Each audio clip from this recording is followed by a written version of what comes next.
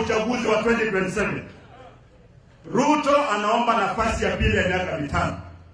Yule mtu ambaye ameweka mstari wa mbele kusimamia kampeni yake sio hawa namba 3, sio Wetangula, sio Mudavadi, hapana. Yeye ameweka gavana wa Bungoma msaidizi wa president anaitwa Faruku. Yaani president na hapo kwa sababu Wetangula ndio Mudavadi hapo zaidi president.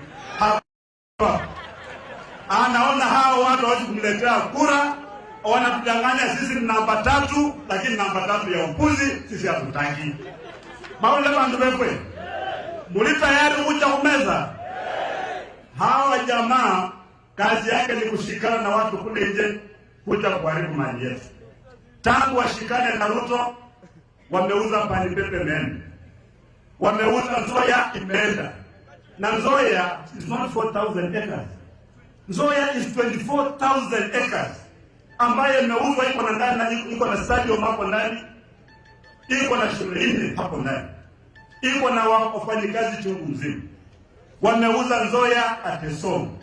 Sasa watu wote ambao walikuwa wanafanya kazi hapo Nzoia wote wamefutwa kazi.